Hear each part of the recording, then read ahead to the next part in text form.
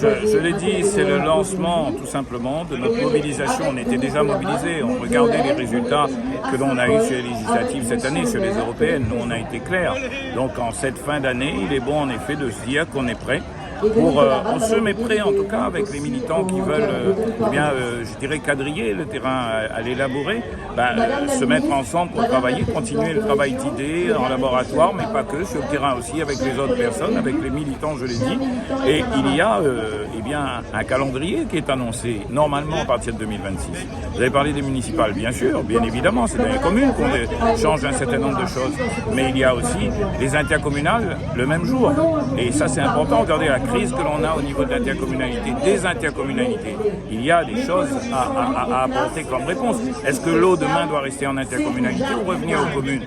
C'est un vrai débat que les militants, les camarades posent, et moi je trouve que c'est à prendre véritablement à bras le corps. Mais 2026, silencieuse affaire, c'est bien, mais en 2027, il y a à nouveau le rendez-vous des présidentielles et des législatives. Un nouveau président ou une nouvelle présidente, voudra avoir une nouvelle majorité à l'Assemblée nationale. Donc c'est déjà se mettre aussi calé pour cela. Et puis en 2028, c'est le travail pour les départementales et les régionales. Et vous avez vu ce matin et entendu les jeunes qui, de L3, je crois, de géographie, qui se lançaient déjà sur la réunion de 2050. Alors moi, je voulais dire, ça c'est la réunion d'après-demain, et c'est formidable de voir des jeunes se projettent déjà à ce niveau-là, mais avant, après-demain, il y a demain. Et il s'agit aujourd'hui de lancer la mobilisation pour préparer demain. Donc vous allez vers toutes ces échéances électorales, mais ce ne sera pas l'union de la gauche, puisque ici c'est l'union des forces progressistes, mais on sait qu'en face il y a aussi la plateforme de la gauche de Mme Barège à Saint-Denis. Chacun fait son truc. Moi je regarde, vous me parlez de plateforme dont on parle depuis 2023.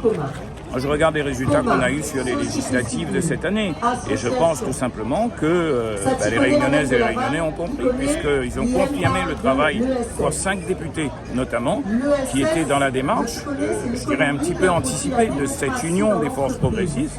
Et s'il y a d'autres, pourquoi pas? Je me souviens juste que dès le premier tour, nous, on a fait l'union des forces progressistes et on a intégré M. Naillet. Ça veut dire que nous, on a les bras ouverts, mais on a aussi les yeux, je dirais, bien écarquillés, bien ouverts, pour qu'on analyse bien les choses et on ne reste pas sur des faux semblants.